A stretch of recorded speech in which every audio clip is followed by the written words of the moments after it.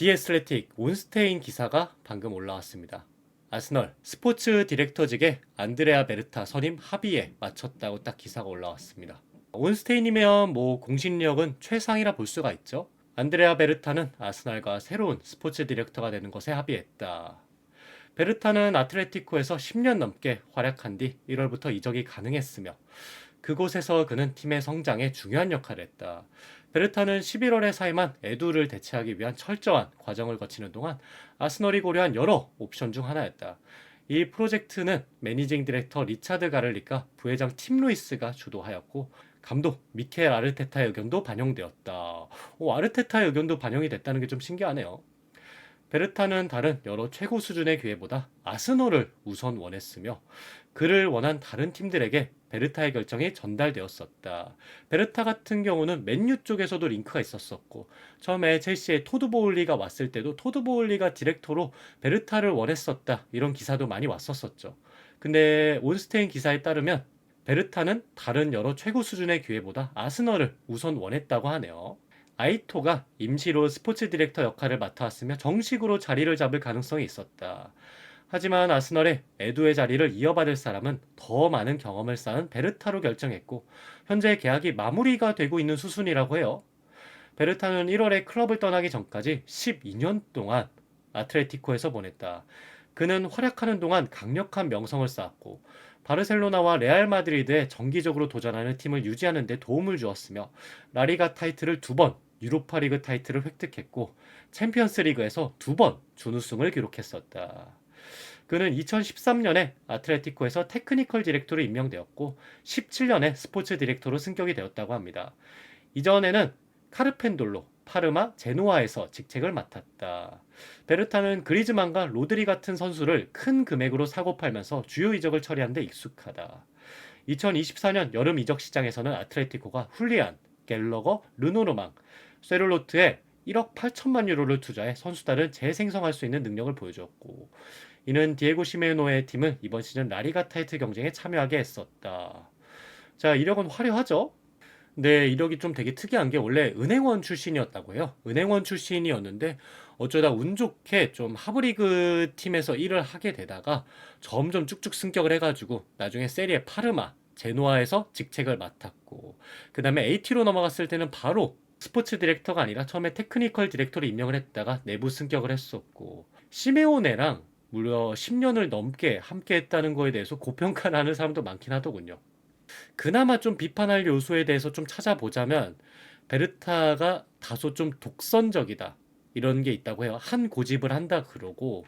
근데 저는 이거에 대해서 좀 다소 긍정적으로 생각을 하는 게 국내 아스널 팬분들을 보면 이적 시장에 대해서 뭐 테타 픽이다. 테타 혼자 이적 시장을 뭐 좌지우지한다. 이런 비판이 있긴 한데 만약에 베르타가 선임이 돼서 디렉터로 오게 된다면 이적 시장에서 테타의 고집을 꺾어줄 수 있는 베르타도 한 성격을 한다 하니까 AT에서 그나마 좀 팬들한테 불만이 있었던 요소가 독단적이다, 고집이 강하다 이거니까 아르테타의 뭐 이적 시장에서 뭐 선택권인가 이렇게 표현을 해야 되나 이거를 좀 베르타가 좀 많이 꺾어주지 않을까 생각을 합니다. 자, 그러면 베르타에 대해서 조금 더 알아보겠습니다. 기브미 스포츠에서 올라온 기사인데요. 아스널의 차기 디렉터 베르타의 아틀레티코 시절 최고의 영입들에 대해서 한번 정리해 봤습니다. 자, 뭐 현지에서는 거의 뭐 베르타가 99% 확정 분위기인 것 같네요. 먼저 10위. 10위는 마리오 만주키치입니다. 만주키치는 좀 되게 특이한 게 AT에서는 1년밖에 뛰지 않았다고 해요. 1년밖에 뛰지 않았지만 가성비 영입이 무엇인지 제대로 보여주지 않았나 좀 생각합니다. 만주키치 같은 경우는 이력이 화려하죠. 뭐 크로아티아 국가대표팀으로서도 월드컵 결승전에도 출전을 했었고 그리고 미넨에서도 나름 챔피언스리그 위너 출신이죠. 원래는 미넨이 원톱 공격수가 만주키치가 아니라 마리오 고메스였는데 막상 챔피언스리그 우승을 했었을 때는 만주키치가 주전이었을 때 우승을 했으니까 1년밖에 안 있었는데 1년 동안 43경기를 나오면서 무려 20골이나 터트렸네요. 거기다가 우승 트로피까지 들었으니까 야, 가성비 대박이네요. 그리고 1년 후에 유벤투스로 이적을 했었는데 데려온 가격이랑 거의 비슷한 금액에 유벤투스에 재판매를 했으니까 이 정도면 되게 가성비 최고의 영입이지 않았나 좀 생각을 합니다. 이게 처음에 만주키치가 AT에 갔을 때 좀 나이가 많은데 과연 좀 통할까 했었는데, 만주키치는 뭐 유벤투스 가서도 챔피언스리그 결승전까지 갔었으니까 노익장의 힘을 제대로 보여주지 않았나 생각이 듭니다. 9위로는 훌리안 알바레즈입니다. 훌리안 같은 경우는 2024년 여름에 이적을 해서 지금까지 뛰고 있는 선수인데, 다소 되게 최근에 이적을 해온 선수임에도 불구하고 꽤나 높은 순위에 위치를 하고 있습니다. 여름 이적 시장에서 큰 금액을 지출하는 것에 두려워하지 않았고, 가장 중요한 훌리안 알바레즈를 무려 8,200만 유로에 영입을 하게 되면서 주앙 펠릭스에 이어서 클럽 역사상 두 번째로 비싼 이적료를 기록했다고 해요. 근데 펠릭스 같은 경우는 엄청 큰 돈을 썼음에도 불구하고 성과가 되게 좋지 않았죠. 그래서 이렇게 한번 큰 돈을 썼을 때 걔가 실패를 해버리면 단장이나 구단 입장에서 큰 돈을 쓰는 거에 약간 두려움이 있을 수밖에 없긴 한데, 그럼에도 불구하고 베르타가 되게 과감하게, 나름 그래도 맨시티에서 뭐 보여준 게 많다, 월드컵 위너다 하지만 한 시즌을 레귤러로 나온 선수는 아니잖아요. 그런 선수에게 무려 8,200만 유로, 엄청난 거금을 투자해서 훌리안을 데려왔는데 진짜 대박이 터졌죠. 지금 알바레스가 올해 21골 5개 도움을 기록하며 이 베르타의 투자가 완벽했다, 이렇게 딱 볼 수 있지 않을까 딱 생각이 듭니다. 이걸 봤을 때 베르타가 큰 돈도 확실하게 쓸 때는 쓰는 사람이구나. 8위로는 키어런 트리피어입니다. 사실 트리피어 하면 아무래도 우리나라 사람들에게는 토트넘에서의 인상이 좀 많이 강해가지고 트리피어 약간 이렇게 생각을 하실 수가 있는데, 트리피어가 AT 가서 뭐 거의 대박이 났죠. AT 가서 대박을 터트리고 그리고 다시 영국 뉴캐슬로 돌아왔을 때도, 지금은 트리피어가 나이 때문에 주전으로 나오고 있지 못하지만 뉴캐슬에서도 주전을 차지하면서 처음에 이적했을 때는 트리피어가 되게 좋았었죠. 그러면서 에디하우가 챔피언스 리그에 가게 되는 그런 영광도 같이 누렸었고, 트리피어가 2018년 월드컵에서 활약으로 유럽 축구에서 나름 주목받는 풀백 중 하나가 된 트리피어를 스페인으로 데려오기 위해서 아틀레티코가 맨유와 경쟁을 했었었는데, 베르타가 협상에서 중요한 역할을 해가지고 맨유를 제치고 토트넘에서 단돈 2천만 유로에 데려왔다고 해요. 클럽에 합류한 트리피어는 시메오네의 지도 아래 최고의 폼을 되찾았고 나름 라리가에서 알아주는 오른쪽 풀백으로 자리를 잡았죠. 그리고 트리피어가 합류하고 나서 2020-21 시즌 라리가 우승에 결정적이었으며 28경기에서 수비수가 6개의 어시스트나 기록을 했습니다. AT에서 그래도 19년부터 22년 동안 꽤 있었고, 경기도 100경기까지는 아니지만 86경기나 나오면서 어시스트 11개, 그리고 무엇보다 결정적으로 우승 트로피를 들면서 베르타가 데려온 되게 성공적인 영입 중에 하나지 않았나, 딱 이렇게 해가지고 기비무이 스포츠에서는 8위로 트리피어를 꼽았습니다. 그럼 7위는 되게 추억의 이름이네요. 7위는 바로 다비드 비아입니다. 다비드 비아가 아틀레티코 마드리드로 합류했을 때 이미 뭐 이름값은 스페인 최고의 스트라이커 중 한 명이었는데, 하지만 이때 비아의 폼이 별로 좋지 않았습니다. 비아 하면 다들 뭐 바르셀로나 때 엄청난 폼과 명성을 생각하시는 분들이 많을 텐데, 비아가 이때 제 기억으로서는 클럽 월드컵이었나? 한번 다리가 부러지는 부상을 한번 당했었어요. 그래서 되게 장기간 이탈을 하고 나서 폼을 되찾지 못해가지고 바르셀로나에서 주전으로 완전 밀려가지고 이적 대상이 됐을 때, 그때 제 기억으로는 다비드 비아가 아스널하고도 이적설이 좀 있었던 걸로 기억을 합니다. 그래서 그때 개인적으로 그래도 비아가 최근 바르셀로나에서 주전을 잡지 못하고 있긴 하지만 아스널 오면 되게 좋겠다, 이런 생각을 했었었는데, 끝내 베르타의 협상력으로 비아는 아스널이 아니라 AT를 갔었죠. AT를 갔을 때 비아에 대한 물음표가 되게 많았습니다. 이게 부상으로 너무 오래 쉬었고 복귀한 후에도 주전을 계속 못 잡고 있으니까. 하지만 그는 시메오네 아래에서 작은 르네상스를 맞이했습니다. 비아는 빠르게 새로운 환경에 적응했고 디에고 코스타와 강력한 파트너십을 형성하여 2013-14 시즌 라리가에서 무려 13골을 기록했습니다. 그의 활약은 아틀레티코가 96년 이후 라리가 우승을 차지하는 데 도움을 주었고, 그리고 무엇보다 직전 팀이었던 바르셀로나를 제치고 우승을 차지했습니다.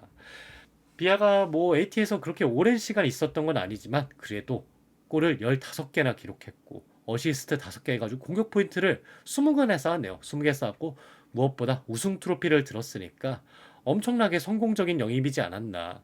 늙은 선수들, 이미 좀 팀에서 자리를 잃은 선수를 데려와가지고 AS를 잘해가지고 단순히 그냥 땜빵으로 골만 넣어준 게 아니라 트로피까지 들었으니까 베르타의 도박수가 완전 성공했다 봐야죠. 6위는 바로 마르코스 요렌테입니다. 요렌테는 2019년에 프리미어리그 거대 클럽으로 이적한 다른 선수의 이적료를 활용해서 레알 마드리드 유스 출신이죠. 레알에서도 꽤나 기대가 있었던 선수인데 레알 마드리드에서 마르코스 요렌테를 3,500만 유로에 영입을 했습니다. 왔을 때 기대가 되게 컸죠. 레알에서는 주전이 아니었지만 나름 나올 때마다 좀 쏠쏠하게 활약을 해줬었고, 근데 과연 이게 주전으로 나왔을 때 어떤 모습일까 물음표가 좀 있었었는데 에너지와 다재다능함으로 팀에 기여를 했죠. 처음에 뭐 미드필더도 나왔다가 오른쪽 풀백으로 나왔다가 이선으로도 나왔다가, 근데 나올 때마다 1인분은 다 해줬으니까. 그리고 국내 팬들한테 되게 인상적이었던 거가 리버풀이 챔피언스리그 우승을 기록하고 그 다음 시즌 챔피언스리그 16강에서 리버풀을 무너뜨리는 활약을 펼치면서 와, 그때 국내 팬들한테 요렌테가 누군지 제대로 각인시키지 않았나 좀 생각이 듭니다. 그리고 무엇보다 2020-21 시즌 그는 라리가 우승에 결정적인 역할을 하면서 무려 미드필더가 12골과 11도움을 기록했습니다.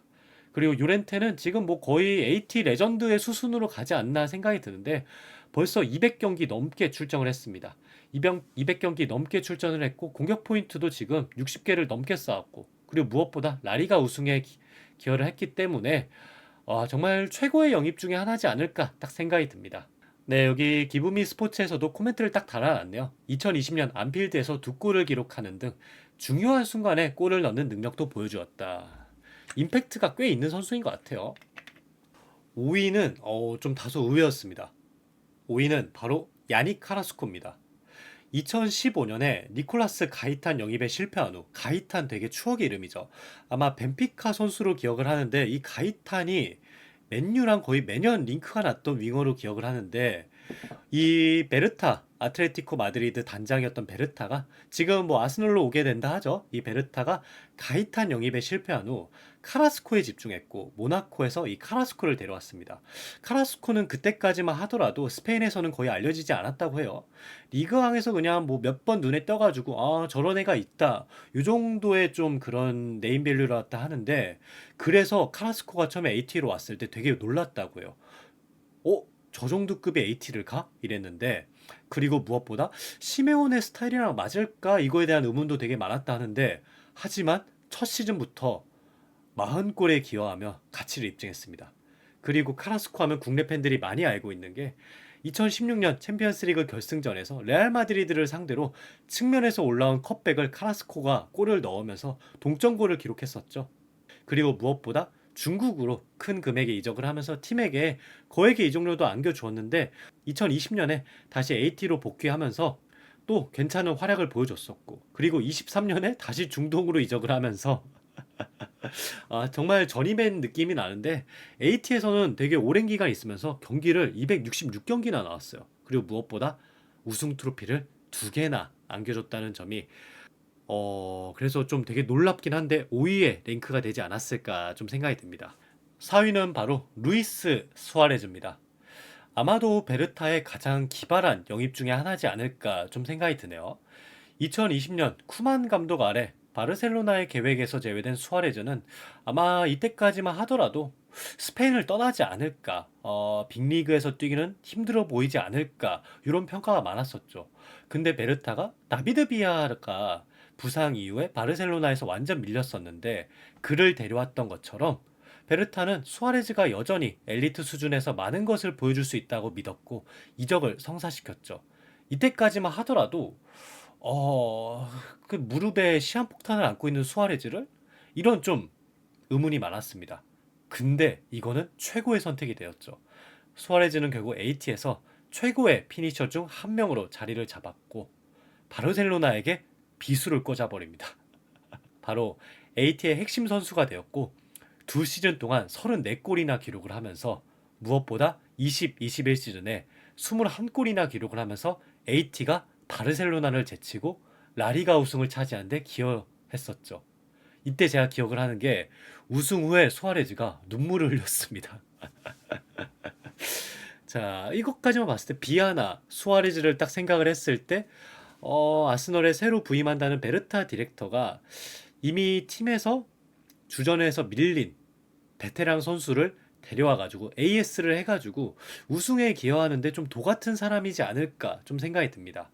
3위로는 바로 얀 오블락입니다. 아마 다들 인정하시지 않을까 생각이 드는데 2014년에 쿠르투아가 임대생이었는데 첼시로 복귀한 후에 베르타는 벤피카에서 오블락을 1300만 유로에 영입하며 완벽한 대체자를 찾았습니다. 야, 지금 이 오블락이 단돈 1300만 유로에 이적을 했다. 와, 정말 엄청난 선구안과 말도 안 되는 가성비지 않을까 생각이 드네요. 그는 아틀레티코에 합류한 이후 팀의 완전 핵심이죠. 지금 AT를 상징하는 선수 중에 한 명이 오블락이지 않을까 좀 생각이 드는데, 그리고 경기도 지금 벌써 450경기 이상 출전을 하면서 오블락은 뭐 거의 그냥 세계 최고의 골키퍼 중 한 명이지 않을까 생각이 듭니다.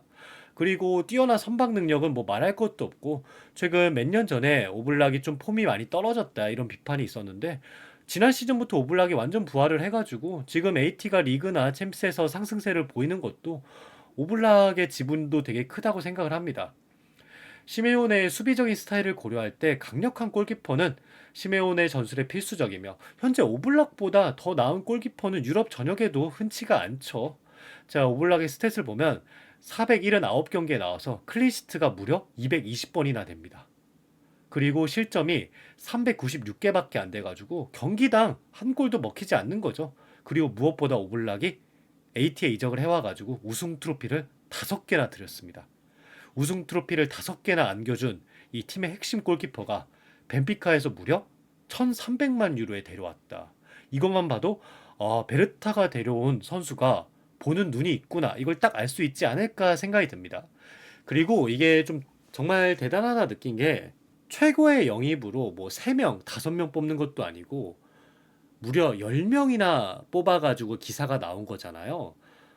단장이 부임 후에 데려온 선수가 보통 두세 명만 히트를 쳐도 괜찮은 단장이다, 아니면 뭐 히트 친 선수가 없더라도 판매만 잘해도 뭐 이 정도면 나쁘지 않은 단장이지, 이런 평가가 많은데 이 베르타 같은 경우는 판매 수익도 장난 아니고, 그리고 베르타 부임 이후에 최고의 영입 10명이나 나온다는 거는 정말 이 스카우팅이나 협상력이 이걸 뭐라 표현해야 되지? 좀 말이 안 나옵니다. 네.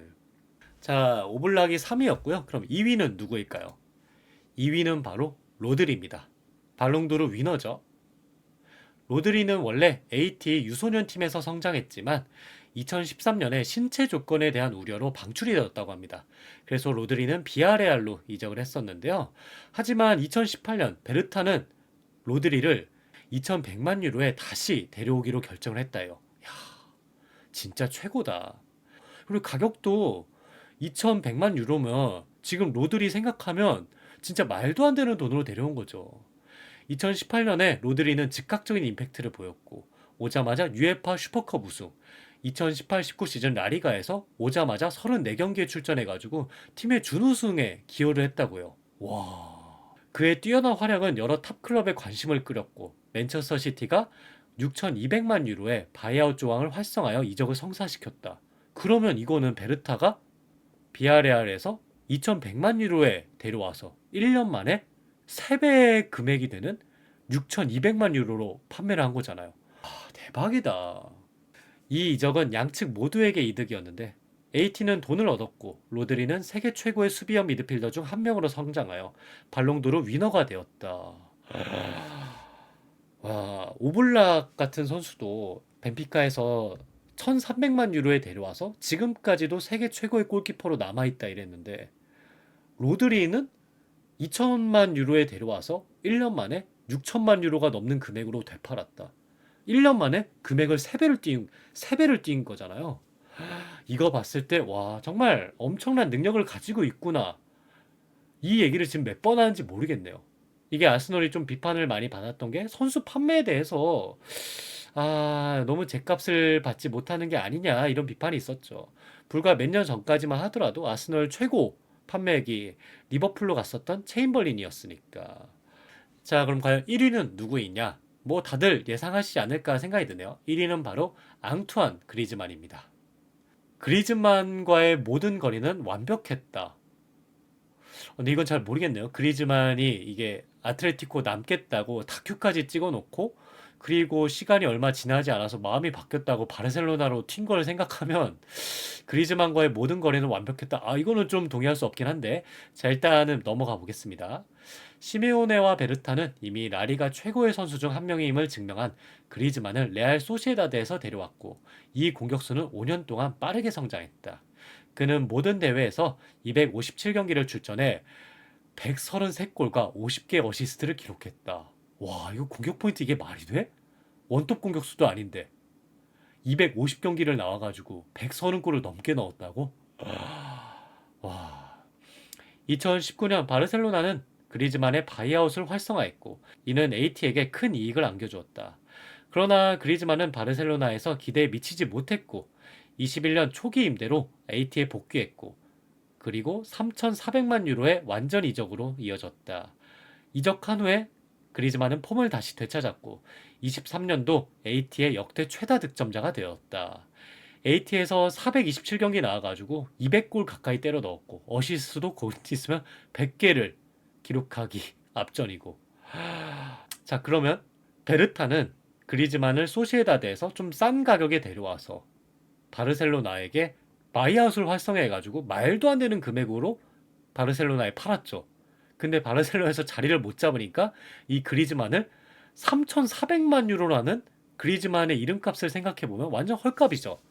3,400만 유로로 데려와가지고 지금 완전 축신 이렇게 써먹으니까 야, 바르셀로나 입장에서는 그냥 뭐 돈도 버리고 팀 플랜도 꼬였는데 와, 이 베르타 정말 대단한 사람이네요.